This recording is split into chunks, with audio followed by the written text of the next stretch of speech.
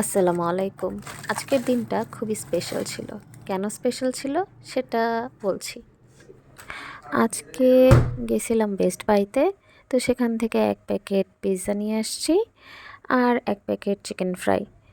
তো আমার কাজিন আসছে, আমার ভাই আছে, ভাবলাম আজকে এগুলো আমি নিজে হাতেই ভাজি।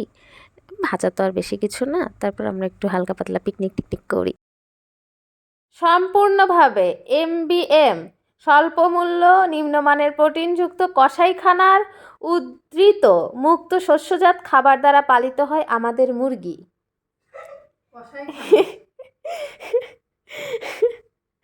নিরাপদ স্বাস্থ্য নিশ্চিত করতে কাজী এরপরে আমি এখানে চিল্লায় চিল্লায় এগুলো পড়া শুরু করছি, কারণ আমার কাছে খুব মজা লাগছে লেখাগুলো। তো এভাবে সবাইকে বলতেছিলাম, এরই মধ্যে চলে আসছে আমার ভাই, ওর তো সব কিছুতে বাগড়া বাজাতে হবে। এরপর আমি আবার পড়াটা কন্টিনিউ শুরু করি। তো এই তো কেন আজকে দিনটা ভালো গেল সেটা হচ্ছে, ঘুম থেকে উঠছি দুপুর ৩টায়। এরপরে আম্মু বলতেছে চলো বাইরে চলো, তুমি না সাইকেল কিনতে চাচ্ছ। দীর্ঘদিন ধরে সাইকেল চাইতে চাইতে অবশেষে আমার আশাটা পূরণ হলো। এই যে আমি খাবার দাবার রেডি করা শুরু করে দিয়েছি। খাবার রেডি করতে করতে আপনাদেরকে আজকের ঘটনা বলি। আজকে আমি গেছিলাম মূলত শীতের কাপড় চোপড় কিনতে। এখানে মাংসের পরিমাণটা হিউজ পরিমাণে ছিল। ৩৫০ টাকায় এত মাংস, আসলেই খুবই খুবই ভালো লাগছে। তো আমরা শীতের কাপড় চোপড় কিনে সাইকেল টাইকেল কিনে, সাইকেল আমি চাচ্ছি অনেক অনেক অনেক বছর ধরে, অবশেষে পেলাম। নাস্তা করে সাইকেল কিনে আসলাম, এসে ১ ঘন্টা সাইকেল চালাইছি, তারপর বাসায় আসছি। তারপরে এই তো এখানে পিৎজা,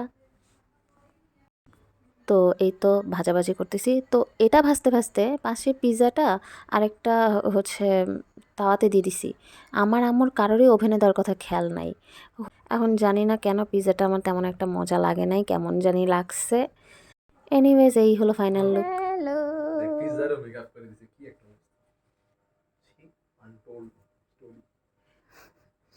দেখি লাইট আসে না।